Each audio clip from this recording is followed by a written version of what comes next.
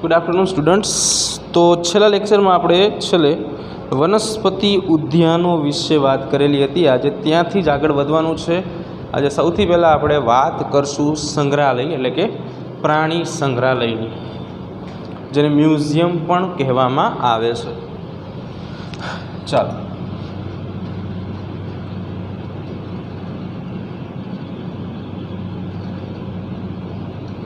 Chapter number 1 बात करिए संग्रहालय अथवा तो म्यूजियमनी। संग्रहालय अथवा तो म्यूजियम। संग्रहालय अथवा तो म्यूजियम जे छे प्राणीओनी वात अहींया करीए छीए, ए सामान्य रीते आपणे सेना माटे उपयोगमां लईए छीए। तो कि खास करीने विद्यार्थीओ जे छे उच्च अभ्यास करी शके एवा संदर्भे આપણે આનો ઉપયોગ કરતા હોઈએ છીએ, બરાબર। તો ખાસ કરીને કોલેજો, કેટલીક શૈક્ષણિક સંસ્થાઓ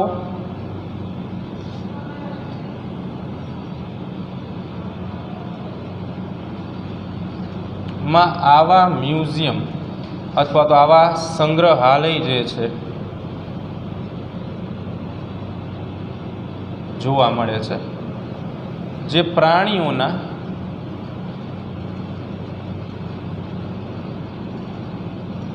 ઉચ્ચ અભ્યાસ માટે હોય છે। કોઈ પણ પ્રાણીનો ઉચ્ચ અભ્યાસ આપણે કરવો છે, એના વિશેની ડિટેલમાં માહિતી પ્રાપ્ત કરવી છે, તો સંગ્રહાલય જે છે મ્યુઝિયમ એ ઘણા બધા ઉપયોગી હોય છે। ખાસ કરીને આમાં प्राणीओ, वनस्पति और अश्मिओना नमूनाओ जे छे एकत्र करवामां आवे छे। प्राणीओना मृत नमूनाओ अने आ प्राणीओना अश्मिओ एकत्र करवामां आवे छे। डेड बॉडीज, मृत नमूनाओ। अश्मिओ एटले के भूतकाल में कोई प्राणी हाजर हता, बराबर है, अत्यारे नथी, तो एने संलग्न केटलाक नमूनाओ जे छे जे अहींया छे। अश्मिओ अने अस्थिओ आ बेमां घणो फेर। अस्थिओ एटले हाडका, बोन्स। अश्मिओ एटले फॉसिल्स।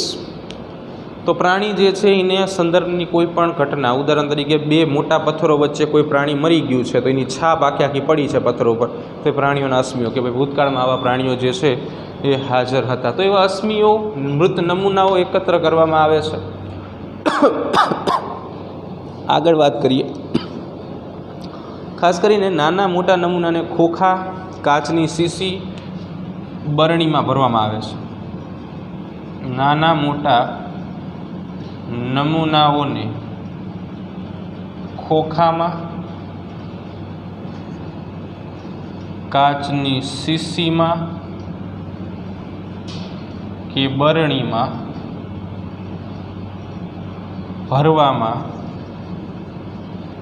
आवे छे। जेवो नमूनो, जेवा नमूनानी साइज एने अनुसंधाने पात्र जे छे ए लेवामां आवे छे। खास करीने अहींया આપણે जनरली मृत नमूनाओ वापरीए छीए, એટલે मृत नमूनाने साचववा माटे संग्राहक द्रावक उमेरवामां आवे छे। आ एक शब्द खास नोंध लेजो, संग्राहक द्रावण।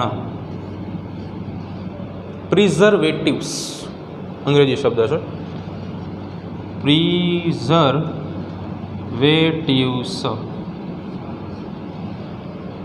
संग्राहक द्रावण शुं छे? डेड बॉडी स्वरूपे आपणी पासे नमूनाओ छे, तो एने आवा द्रावणनी अंदर आपणे भरीने साचवीए छीए के जेना लीधे आ नमूनाओ जे छे लांबा समय सुधी टकी शके अने सारा रही शके, एने कोई चेप न लागे, एने कोई नुकसान न थाय, एना माटे संग्राहक द्रावण जे छे वपराय छे। एटले के नमूनाओने लांबा समय सुधी साचवी राखवा अने नमूनाने लागतो चेप अटकाववा माटे वपरातुं द्रावण।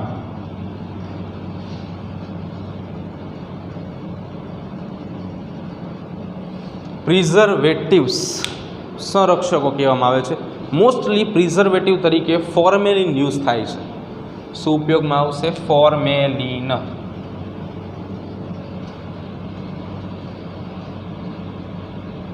ફોર્મેલિન આ એક સંરક્ષક દ્રાવણ છે. ફોર્મેલિન જે છે કેમિસ્ટ્રીમાં તમે આ શબ્દ સાંભળેલો હશે. ફોર્માલ્ડીહાઇડમાંથી બનાવવામાં આવે છે.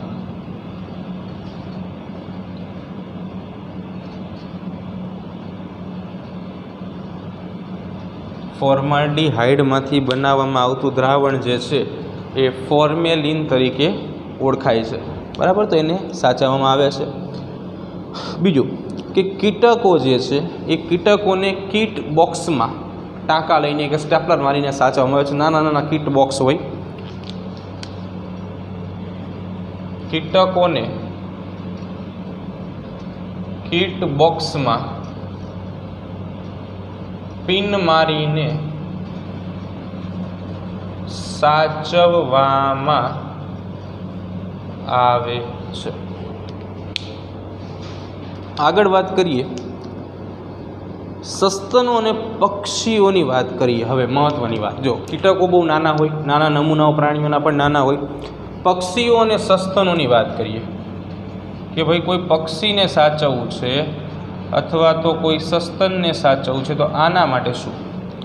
ઉદાહરણ તરીકે કોઈ કબૂતરનો નમૂનો આપણે સંગ્રહાલયમાં મૂકવો છે અથવા તો કોઈ સસલાનો નમૂનો આપણે સંગ્રહાલયમાં મૂકવો છે, તો એના માટે શું કરવાનું? બરાબર, એની વાત કરીએ.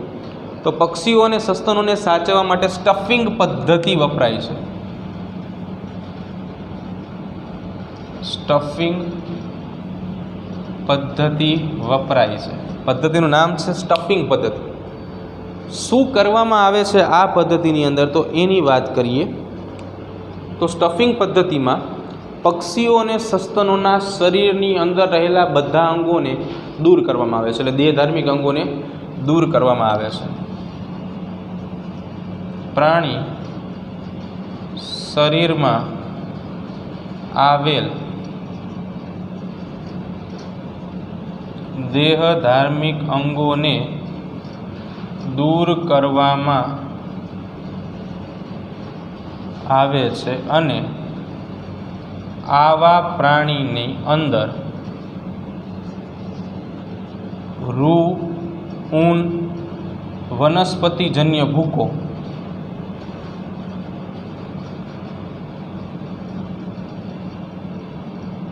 ભરવામાં આવે છે. આ જનરલ પોઈન્ટ છે. રૂ, વનસ્પતિજન્ય ભૂકો આ બધું ભરવામાં આવે છે. સાથે સાથે સંગ્રાહક પણ આની અંદર ભરવામાં આવે છે તથા સંગ્રાહક ભરવામાં આવે છે. તો આ થઈ ગઈ સ્ટફિંગ પદ્ધતિ. સંગ્રાહક બાદ આની ઉપર જંતુનાશકોનો છંટકાવ જે છે એ નાખવામાં આવે છે, છંટકાવ કરવામાં આવે છે. 2 માર્કનો પ્રશ્ન પૂછાય અથવા 1 માર્કની અંદર પૂછાય કે ભાઈ સ્ટફિંગ પદ્ધતિ શું છે સમજાવવું અને એ કોના માટે વાપરવામાં આવે છે. બરાબર, તો પક્ષીઓ અને સસ્તનો માટે સ્ટફિંગ પદ્ધતિ જે છે એ વપરાશે. ચાલો, ઘણી વખત આ જે મ્યુઝિયમ છે એની અંદર આપણે પ્રાણીઓના હાડકાં જે છે એનો પણ સંગ્રહ કરીએ છીએ.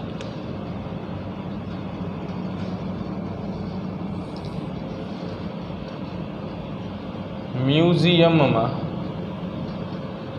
ઘણી બધી વખત પ્રાણીઓના કંકાલ તંત્રનો પણ સમાવેશ કરવામાં આવે છે.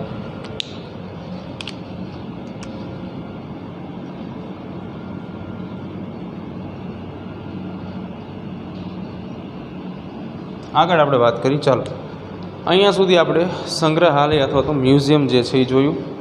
આગળ પ્રાણી ઉદ્યાનો જોવાની છે. પ્રાણી ઉદ્યાનો વિશે વાત કરશું. પ્રાણી ઉદ્યાનો એટલે કે ઝૂ.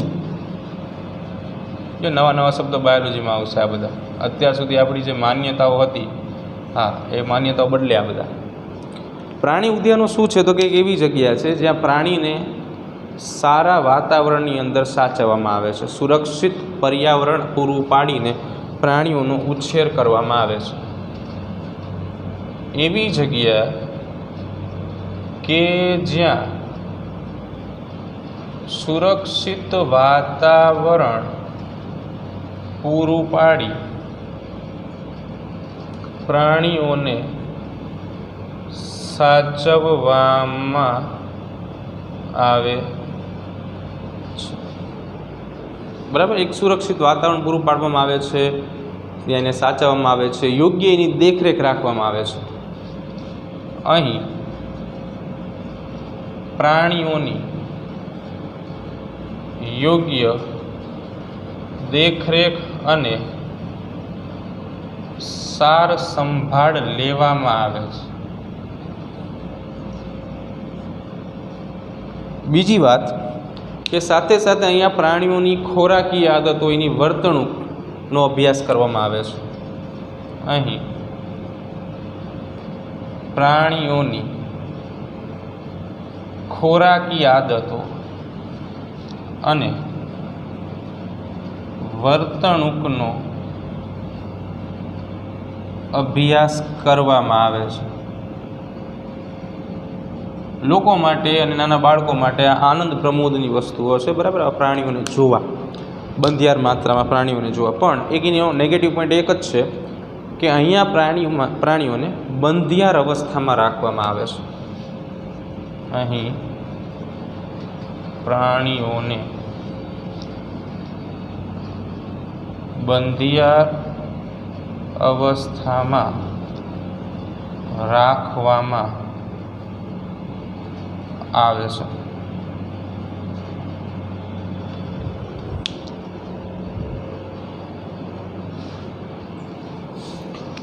ઓકે, ચાલો.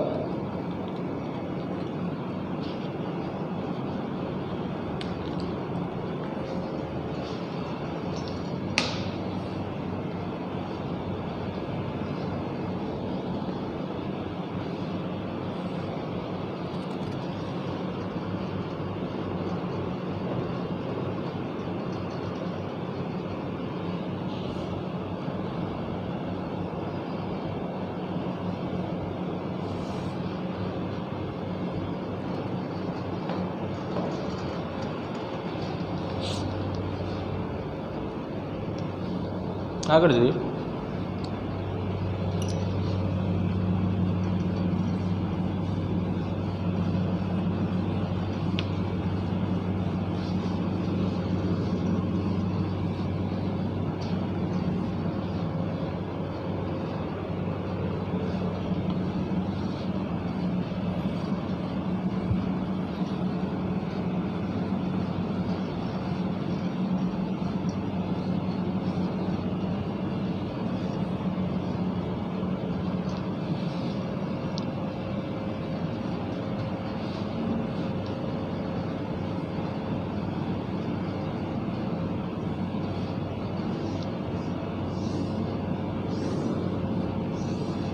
ચાલો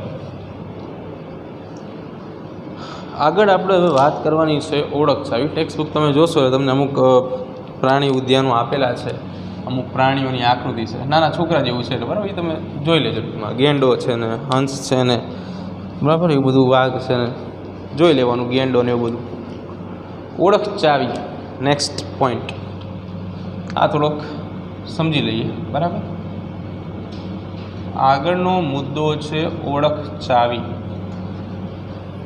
કોઈ પણ પ્રાણીને કે કોઈ પણ વનસ્પતિને ઓળખવા માટે અમુક ઘટકોની હાજરી જરૂરી છે. તેને આપણે શું કહેશું? ઓળખ ચાવી કહેશું, રાઈટ? ઓકે, તો ઓળખ ચાવી વિશે ઓળખવું પડે, દરેકને સમજવું પડે. અમુક શું હોય, સરળ વ્યક્તિઓ હોય આપણા વચ્ચે, તરત સમજી શકો. અમુક થોડા કોમ્પ્લિમેન્ટ હોય, એને સમજતા વાર લાગે, ટાઈમ લાગે, પણ એ સાચા વ્યક્તિ હોય. એ રીતે આપણે પ્રાણીઓની વાત કરીએ છીએ. પ્રાણીઓને સમજવા માટે હવે ઓળખ ચાવી વિશે આપણે સમજી લઈએ. ચાલો, તો ખાસ કરીને ઓળખ ચાવી શું દર્શાવે છે? તો ઓળખ ચાવી એક પ્રકારનો વર્ગીકરણીય આધાર છે. શું છે? વર્ગીકરણીય આધાર. વર્ગીકરણીય આધાર એટલા માટે લીધો છે કારણ કે ઓળખ ચાવીમાં આપણે વનસ્પતિ અને પ્રાણી આ બંનેના વચ્ચેની સમાનતા અને અસમાનતાનો અભ્યાસ કરીએ છીએ અને ત્યારબાદ એનું વર્ગીકરણ કરીએ છીએ. ઓળખ ચાવીમાં આપણે શું કરીએ છીએ? વનસ્પતિઓ અને પ્રાણીઓ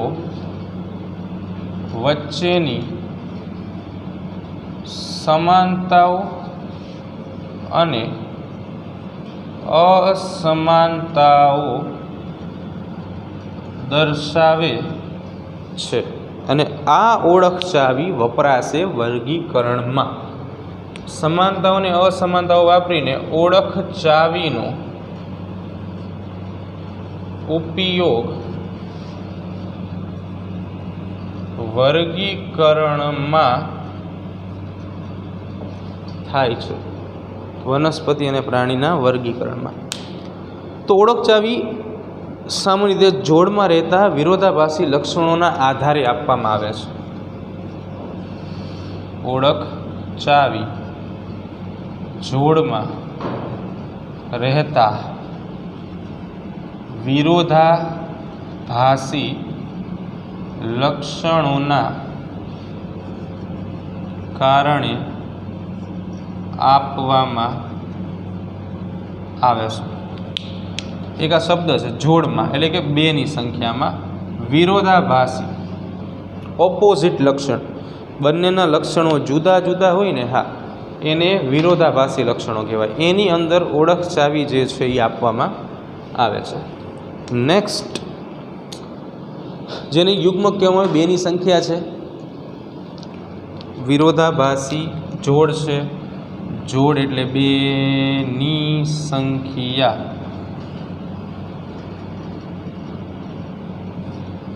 કેટલાની સંખ્યા થશે? બેની સંખ્યા. બરાબર. વિરોધાભાસી લક્ષણોની વચ્ચે આપવામાં આવે છે. બીજું કે બે વિકલ્પો વચ્ચેમાંથી પસંદ કરવાનું હોય છે. ઓળખ ચાવીમાં બે વિકલ્પો આપવામાં આવે છે જે બે વિરોધાભાસી લક્ષણો છે. આના પરિણામે કોઈ એક જ વિકલ્પ સ્વીકાર્ય હોય છે. શું વાત કીધી? બે વિરોધાભાસી લક્ષણો આપણે આપશું એટલે બે લક્ષણો વિકલ્પ સ્વરૂપે આપવામાં આવે છે. તેમાંથી એક વિકલ્પ સ્વીકાર્ય હશે જ્યારે બીજો વિકલ્પ સ્વીકાર્ય હશે નહીં. સ્વીકાર્ય એટલે એક્સેપ્ટેડ, સ્વીકાર્ય ન એટલે unexpected, not accept. For example આપણે ઉદાહરણ લઈને સમજીએ. પર્ણની હાજરી અથવા તો પ્રકાશ સંશ્લેષણ કરી શકે એના માટે. હવે વનસ્પતિઓ માટે લઈએ. વનસ્પતિઓ, તો વનસ્પતિ માટે આવા બે વિકલ્પ આપ્યા હોય, પ્રકાશ સંશ્લેષી અને અપ્રકાશ સંશ્લેષી. તો આ બંને વિરોધાભાસી લક્ષણ છે. પહેલો વિકલ્પ શું તમને કહેવા માંગે છે? પ્રકાશ સંશ્લેષી એટલે કે પ્રકાશ સંશ્લેષણ દર્શાવે છે. આનો અર્થ શું થયો? પ્રકાશ સંશ્લેષણ દર્શાવે છે. અપ્રકાશ સંશ્લેષી એટલે શું થાય? પ્રકાશ સંશ્લેષણ દર્શાવે નહીં. હવે આપણે જાણીએ છીએ કે વનસ્પતિઓ હંમેશા હરિતકણ ધરાવે છે, લીલો ક્લોરોફિલ, એટલે પ્રકાશ સંશ્લેષણ કરે. એટલા માટે અહીંયા આપણે એક વિકલ્પ જે પસંદ કરવાનો છે એટલે કે સ્વીકાર્ય છે યા પ્રકાશ સંશ્લેષી કરશું. આ જે છે સ્વીકાર્ય નથી. બરાબર. તો એક વિકલ્પ સ્વીકાર્ય હતું, એ હતું પ્રકાશ સંશ્લેષી, બીજો જે વિકલ્પ છે જે સ્વીકાર્ય નહોતો એ હતું અપ્રકાશ સંશ્લેષી. તો બે લક્ષણો વિકલ્પ સ્વરૂપે આપવામાં આવે છે, બંને એકબીજાના વિરોધાભાસી હોય છે. બરાબર, આના આધારે તમે સમજી શકો છો. એક પ્રકાશ સંશ્લેષણ દર્શાવે છે, બીજું નથી દર્શાવતું. એમાંથી એક વિકલ્પ સ્વીકાર્ય હશે જ્યારે બીજો વિકલ્પ સ્વીકાર્ય હશે નહીં. ક્લિયર? ઓકે, ચાલો આગળ વાત કરીએ. બીજું કે ચાવીમાં રહેલી એક માર્ગદર્શિકા જે છે, ખાસ કરીને ચાવીરૂપ દરેક ભાગ જે છે એને માર્ગદર્શિકા કહેવામાં આવે છે. ઓળખ ચાવીની અંદર આવેલા દરેક ભાગો માર્ગદર્શિકા ગાઈડ તરીકે કામ કરે. તો દરેક જાહેર નિરૂપણને માર્ગદર્શિકા કહેવાય.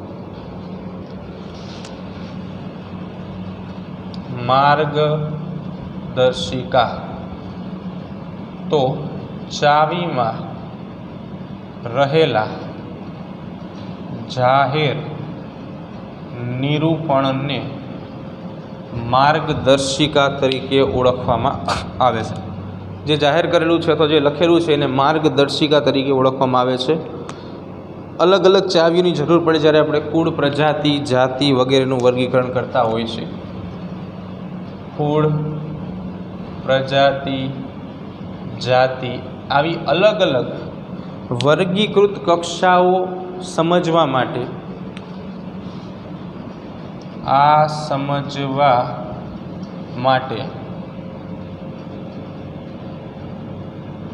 અલગ અલગ ચાવીઓની જરૂર પડે છે. બરાબર, નાની નાની ચાવીઓની જરૂર પડે કે ભાઈ આવા લક્ષણો ધ્યાનમાં લેવા છે, આવા લક્ષણો ધ્યાનમાં લેવા છે. સામાન્ય રીતે પ્રકૃતિમાં ચાવીઓ વિશ્લેષણાત્મક છે. પ્રકૃતિમાં ચાવીઓ વિશ્લેષણાત્મક છે. બનાવી શકાય એમ ટૂંકમાં.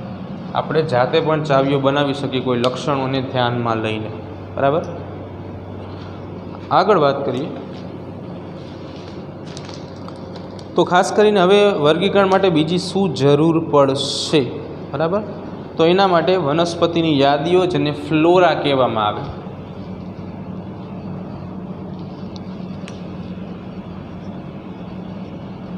વનસ્પતિઓની યાદીઓ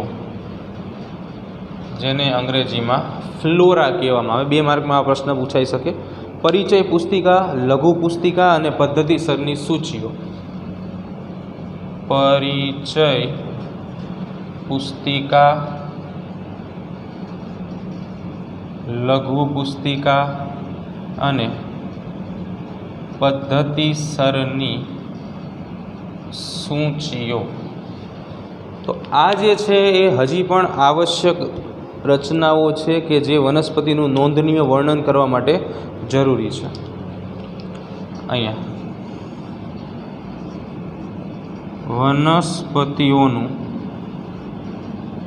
નોંધનીય વર્ણન કરવા જરૂરી. બરાબર, નેક્સ્ટ બીજી વાત કરીએ. ખાસ કરીને જે આપણે વાત કરી છે વનસ્પતિની યાદી, ફ્લોરા, પરિચય પુસ્તિકા, લઘુ પુસ્તિકા, આવી જ રીતે પ્રાણીઓની યાદી જે છે એને ફૌના કહેવામાં આવે. બરાબર છે. તો આ ચારનો ઉપયોગ આપણે કેવી રીતે કરશું હવે એના વિશે આપણે વાત કરીએ. બરાબર, ઓકે. પરિચય પુસ્તિકા જે છે જે તે નિવાસસ્થાન માટેની વાત કરે છે. બરાબર, લઘુ પુસ્તિકા જે છે એ કોઈ વર્ગકની માહિતી આપે છે. પહેલાં નીચેથી શરૂઆત કરીએ. કોઈ વર્ગકની માહિતી આપે. આ વનસ્પતિની જાતિઓની માહિતી આપે.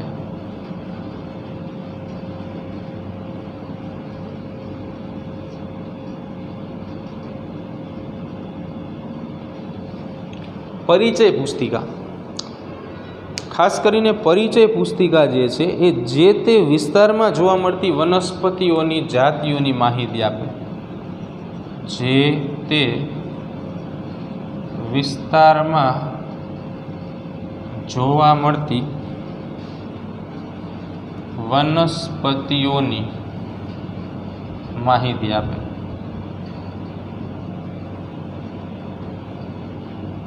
ક્લિયર? તો આની સાથે આપણે આજનું આ ચેપ્ટર જે છે પૂરું કરીશું. પણ કોઈએ રિમૂવ નથી થવાનું. આપણે બ્રીફમાં આખા ચેપ્ટરનું રિવિઝન કરશું અત્યારે 10 મિનિટમાં, બરાબર? એટલે કોઈ મહેરબાની કરીને રિમૂવ નહીં થાય. મીટિંગ છોડીને કોઈ નહીં જાય.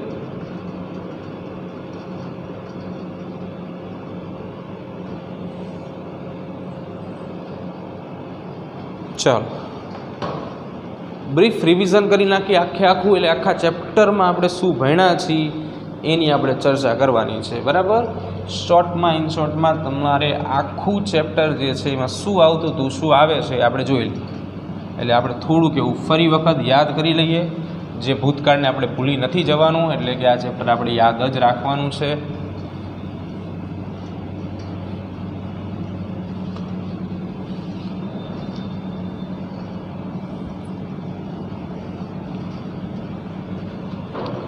અક્ષર થોડાક મારા નાના નીકળે છે અને તમારામાંથી ઘણાને પ્રોબ્લેમ પણ છે. મને મેસેજ આવ્યા છે, પણ હું મારામાં પરિવર્તન નથી કરી શકતા. મારો બહુ મોટો નેગેટિવ પોઈન્ટ છે. હું એક્સેપ્ટ કરું છું, હું ટ્રાય કરીશ મોટા અક્ષર કાઢવાની, પણ મેં જે મુજબ તમને કીધું કે હું મારામાં ચેન્જ નથી લાવી શકતો. કોઈ જ પ્રકારનો ચેન્જ નથી લાવી શકતો, બરાબર? આ મારો સૌથી મોટો વિકાસનો નેગેટિવ પોઈન્ટ આ જ છે. હું મારામાં પરિવર્તન નથી કરી શકતો, પણ તોય હું ટ્રાય કરીશ, બરાબર? પરિવર્તન કરવાનું કે અક્ષરો મોટા થાય, પ્રયાસ કરીશ, બરાબર? કેમ કે પ્રયાસ કરવાથી ઘણું બધું મળી શકે છે. તો આપણે અક્ષર તો ખાલી મોટા કરી જ શકાય. ઓકે, ચેપ્ટરનું નામ હતું સજીવ વિશ્વ. રિવિઝન આખું આપણે જોઈ લઈશું શાંતિથી. ચાલો રિવિઝન. શું નામ હતું ચેપ્ટરનું? સજીવ વિશ્વ. સ્ટાર્ટિંગ પોઈન્ટ આપણે શું ભણ્યા હતા? પ્રસ્તાવના ભણ્યા હતા. ચાલો એ તો તમે વાંચીને કરી લેશો. પછી આપણે સીધી વાત કરેલી હતી સજીવની વ્યાખ્યાની. સજીવની વ્યાખ્યા મેં તમને કીધેલું હતું કે તમારે 1 માર્કનો પ્રશ્ન જે છે એ બની શકે છે, એટલે ખાસ એને તમારે યાદ રાખવાનું રહેશે, બરાબર? સજીવની વ્યાખ્યા સૌથી પહેલાં જોઈ હતી આપણે. શું હતું? જીવ ધરાવે અને વિવિધ દેહ ધાર્મિક ક્રિયાઓ કરે એને સજીવ કહેવામાં આવે, બરાબર ને? હા, ઓકે. હસતા મોઢે આપણે કામ કરવાનું છે. Smile is the best. તો શું આપણે કીધું હતું? હા, જીવ ધરાવે અને વિવિધ દેહ ધાર્મિક ક્રિયાઓ કરે તેને આપણે શું કહેશું? સજીવ કહેશું, બરાબર? આવી વ્યાખ્યા આપણે સમજાવી લીધી પહેલાં લેક્ચરની અંદર. હા, પછી ભણ્યા હતા સજીવના ગુણધર્મો, રાઈટ? તો સજીવના ગુણધર્મો શું હતા? વાત કરીએ સજીવના ગુણધર્મો અથવા તો સજીવના લક્ષણો વિશે, બરાબર? તો ઘણા બધા લક્ષણો હતા. સ્ટાર્ટ કરીએ. સૌથી પહેલાં આપણે ભણ્યા વૃદ્ધિ વિશે, પછી ભણ્યા આપણે પ્રજનન વિશે, પછી આપણે ભણ્યા સંગઠન સ્તર વિશે, પછી આપણે ભણ્યા હતા શેના વિશે ભણેલા હતા? પર્યાવરણીય અનુકૂલન વિશે. એક આપણું રહી ગયું જેનું નામ હતું ચયાપચય, બરાબર? આટલો અભ્યાસ અહીંયા આપણે કર્યો છે, પણ મેં તમને આના સિવાયના કેટલાક એક્સ્ટ્રા પોઈન્ટ્સ પણ લખાવેલા હતા જે મેં તમને કીધેલા હતા કે આ યાદ રાખશું આપણે. તો એક્સ્ટ્રા પોઈન્ટ કયા કયા હતા એ આપણે જોઈએ. ચાલો, એક્સ્ટ્રા પોઈન્ટ જે છે એની અંદર સૌથી પહેલાં હું હતો એટલે કે વિકાસ, પછી હતી એન્ટ્રોપી, પછી હતું મૃત્યુ, પછી હતું વારસો સાચવવાની ક્ષમતા, બરાબર? તો આવા ઘણા બધા સજીવોના લક્ષણો હતા. આના સિવાય ભિન્નતા પણ એક લક્ષણ છે સજીવનું, જુદાપણું, ભિન્નતા, બરાબર? મેં તમને બધાને કીધેલું હતું કે આ જે મુદ્દાઓ છે આ દરેક 2 માર્કમાં પૂછાઈ શકે. એટલે તમને વૃદ્ધિ 2 માર્કમાં પૂછાય, પ્રજનન 2 માર્કમાં પૂછાય, સંગઠન સ્તરો 2 માર્કમાં પૂછાય, પર્યાવરણીય અનુકૂલન 2 માર્કમાં પૂછાય, કે ચયાપચય 2 માર્કમાં પૂછાય, બરાબર? ચાલો, ઓકે. વૃદ્ધિની અંદર આપણે શું જોયું? તો જો આપણે બધું લખવા જઈએ તો થોડો સમય લાગે, પણ આપણે ઉપરથી સરસ મજાનું એક રિવાઇઝ કરી લઈએ. કોષોની સંખ્યામાં વધારો થાય. એકકોષી સજીવો પોતાની સંખ્યા વધારશે, બહુકોષી સજીવો કોષોની સંખ્યા વધારશે. કોષ વિભાજન એક પ્રકારની શું છે? વૃદ્ધિ છે, રાઈટ. પ્રજનનમાં આપણે શું જોયું હતું? તો કે પ્રજનન જે છે એ એવી પ્રક્રિયા છે કે જેમાં કોઈ પણ પિતૃ જે છે એ નવી સંતતિનું સર્જન કરે છે. આપણે ઘણા બધા પ્રજનનના પ્રકારો જોયા હતા, જેમ કે ઈસ્ટની અંદર જોયું હતું કલિકા સર્જન, હાઇડ્રામાં કલિકા સર્જન જોયું હતું, બરાબર. સાથે સાથે લિંગી પ્રજનન જોયું હતું. એમાં આપણે વંધ્ય સજીવો વિશે વાત કરેલી હતી કે જે ક્યારેય પ્રજનન કરી શકતા નથી. એના ઉદાહરણો પણ આપણે જોયા હતા. નેક્સ્ટ સંગઠન, તો કે ભાઈ કેવી રીતે કોષો જે છે એ ભેગા થાય છે, પેશી બનાવે છે, અંગો બને છે, અંગતંત્ર બને છે, એ રીતે આખે આખું સજીવ શરીર બને છે, રાઈટ. ઓકે. પર્યાવરણીય અનુકૂલન, તો કે કોઈ પણ સજીવ છે એ પોતાના આસપાસના વાતાવરણને અનુકૂળ રહેવા માટે પ્રયાસ કરે છે, બરાબર. તો એ પર્યાવરણીય અનુકૂલન છે. ચયાપચયમાં ચય અને અપચય બે પ્રક્રિયાનો આપણે સમાવેશ સમજેલા હતા. એક પ્રક્રિયાથી વૃદ્ધિ થાય, બીજીથી વિઘટન થાય, બરાબર. બાકીના 3 2 અને 2 4 5 એનો આપણે કોઈ માહિતી નથી. તમે નીટમાં ભણશો આના વિશે, રાઈટ. ઓકે. સજીવના બધા જ ગુણધર્મ ભણ્યા પછી આપણે સજીવ વિશ્વમાં વિવિધતા નામનો એક નાનો એવો, જો કે ખરેખર બહુ મોટો ટોપિક હતો, એના વિશે વાત કરેલી હતી. એટલે નેક્સ્ટ ટોપિક શું હતો? સજીવ વિશ્વમાં વિવિધતા. સજીવ વિશ્વમાં જે કંઈ વિવિધતા જોવા મળતી હતી એના વિશે વાત કરેલું હતું કે વિશ્વમાં આટલી બધી વિવિધતા છે. એટલે અહીંયા આપણે વાત કરતા હતા પૃથ્વી પર જોવા મળતા સજીવોની વિવિધતાઓ વિશે, બરાબર. ખાસ કરીને અહીંયા આપણે 2 મહત્ત્વના મુદ્દાઓ સમજેલા હતા. કયા મુદ્દાઓ સમજેલા હતા? સ્થાનિક નામ, ઓલું મેં તમને ઉદાહરણ આપેલું હતું, યાદ હોય તો, યાદ છે ને, ગોપીવાળું, હા, એવી રીતે, બરાબર. કોઈ સ્થાનિક નામ હોય, પછી આવે વૈજ્ઞાનિક નામ કે જે એક જ હોય, બરાબર. હા, તો એવી રીતે સ્થાનિક અને વૈજ્ઞાનિક નામ વિશે ભણ્યા હતા. આ બંનેની કદાચ વ્યાખ્યાઓ પૂછાઈ શકે 1 માર્કમાં. આમાંથી શું નીકળી શકે? વ્યાખ્યાઓ આમની પૂછાય 1 માર્કની અંદર, એટલે ખાસ આ યાદ રાખવાની. આના સિવાય આપણે વર્ગીકરણ વિશે વાત કરેલી હતી કે ભાઈ વર્ગીકરણની જરૂરિયાત શું છે. વર્ગીકરણ વિશે વાત કરી, વર્ગકો વિશે વાત કરી, વર્ગીકરણ કક્ષાઓ વિશે વાત કરી, બરાબર. તો આ બધા પણ 1 માર્કની વ્યાખ્યાઓમાં પૂછાઈ શકે. ચલો કાઉન્સ મોટો કરી દઈએ. એમાં શું થઈ ગયું? આમ કરી દઈએ. તો બધા શેમાં પૂછાઈ શકે? તમને વ્યાખ્યાઓમાં. વ્યાખ્યાઓ કેટલા માર્કમાં હોય છોકરાઓ? 1 માર્કમાં હોય, બરાબર. એક વ્યાખ્યાનો 1 માર્ક હોય. નેક્સ્ટ પછી આની અંદર એક મહત્ત્વનો મુદ્દો આપણે ભણેલા હતા કે જે 3 માર્કના પ્રશ્નમાં પૂછાઈ શકે, અને એ હતું દ્વિનામી વર્ગીકરણ પદ્ધતિ. દ્વિનામી વર્ગીકરણ પદ્ધતિ. દ્વિનામી વર્ગીકરણ પદ્ધતિ કોને આપેલી હતી? તો આપેલી હતી કેરોલસ લિનિયસે. આ વૈજ્ઞાનિકે આપેલી હતી, જે અનુસાર કોઈપણ સજીવના 2 નામ હોય. કયા કયા નામ હોય? પહેલું નામ જે હોય પ્રજાતિનું હોય, બીજું નામ શેનું હોય? જાતિનું હોય. શું કેરોલસ લિનિયસ સાહેબે કીધું હતું?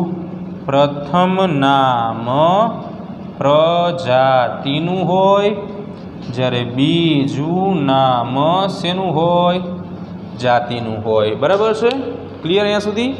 ઓકે. તો દ્વિનામી વર્ગીકરણ પદ્ધતિ તમને પૂછાઈ શકે 3 માર્કમાં. એના મુદ્દાઓ, બરાબર. શું પૂછાય 3 માર્કમાં? દ્વિનામી વર્ગીકરણ પદ્ધતિના મુદ્દાઓ. જે 3 મુદ્દા છે ને કે કેવી રીતે કોઈ સજીવનું વૈજ્ઞાનિક નામ લખવું, એ મુદ્દાઓ તમને 3 માર્કમાં પૂછાઈ શકે, બરાબર. ઓકે. પછી આપણે વર્ગીકૃત કક્ષાઓ વિશે વાત કરેલી. વર્ગીકરણ કક્ષાઓ, બરાબર.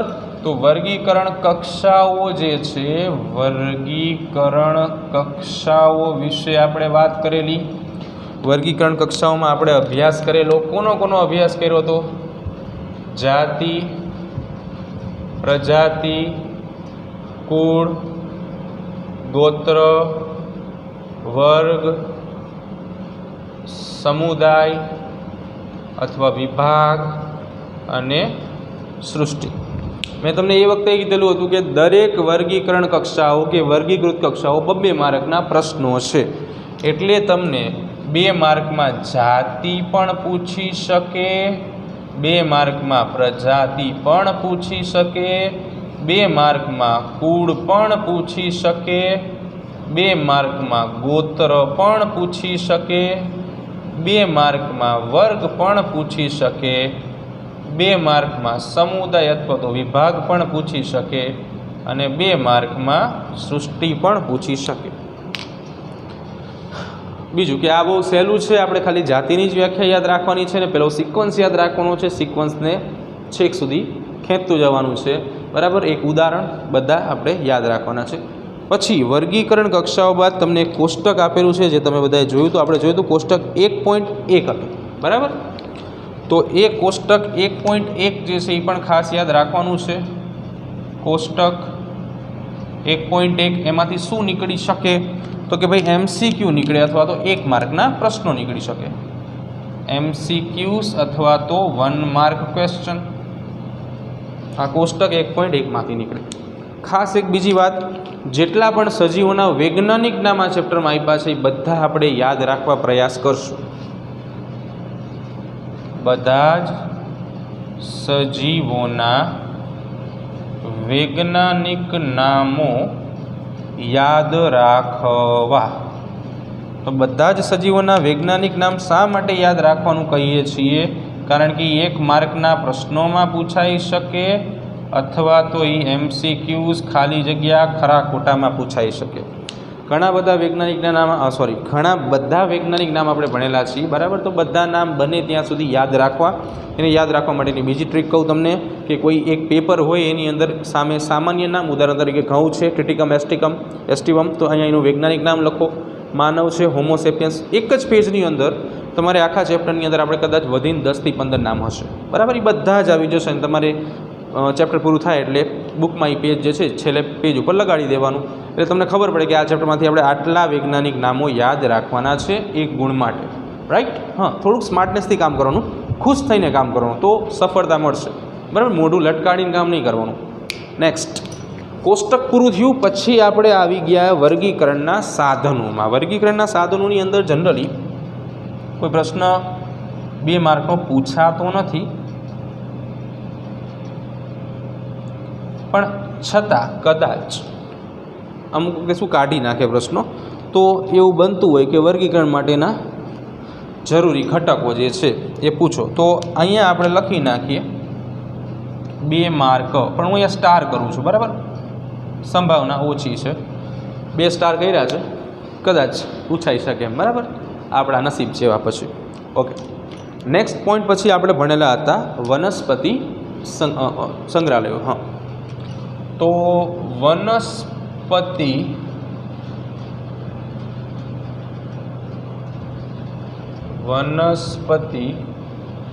સંગ્રહાલય જે છે, આ વનસ્પતિ સંગ્રહાલય આખો પ્રશ્ન તમને 3 માર્કમાં પૂછી શકે.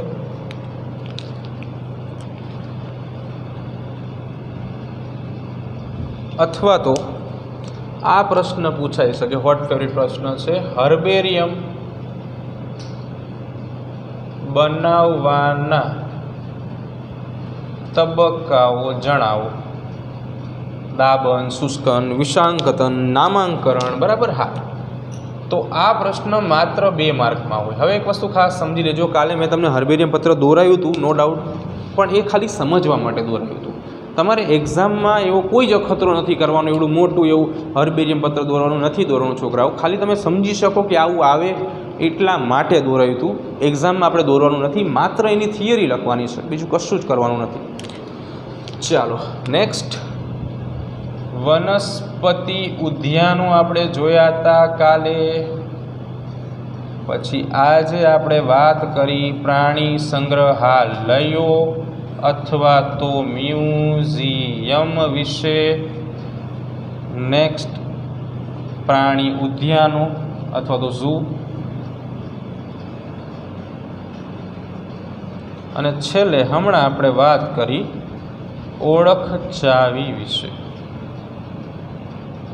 ચાલો, વનસ્પતિ ઉદ્યાનો જે છે આખો પોઈન્ટ પૂછાય 2 માર્કમાં કે ભાઈ વનસ્પતિ ઉદ્યાન જે છે સમજાવો. તો એમાં આપણે વનસ્પતિ જે છે એને ઉછેરી છીએ. જરૂરિયાતવાળી વનસ્પતિને યોગ્ય લક્ષણોના આધારે ઉછેરવામાં આવે છે. દરેક છોડની નીચે કાપલી મૂકવામાં આવે છે જેમાં નામ હોય છે. વનસ્પતિનું સ્થાનિક વૈજ્ઞાનિક નામ, અંગ્રેજી નામ, એની ઉપયોગિતા અને એનું વર્ગીકરણ હોય છે. વનસ્પતિ ઉદ્યાનોની વાત પૂરી થઈ. સંગ્રહાલય મ્યુઝિયમ જે છે એની અંદરથી પ્રશ્ન હમણાં આપણે વાત કરી કે કદાચ સ્ટફિંગ પદ્ધતિ તમને પૂછી શકે 1 માર્કની અંદર, બરાબર, અથવા તો આખે આખો પ્રશ્ન પૂછે સંગ્રહાલયો તો 3 માર્ક,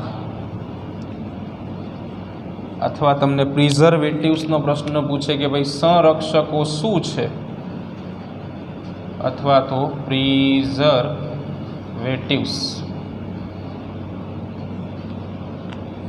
આ બંને જે છે 1 માર્કના પ્રશ્ન છે, 1 માર્ક. આ પણ 1 માર્કના. ચલો નેક્સ્ટ, પ્રાણી ઉદ્યાનો.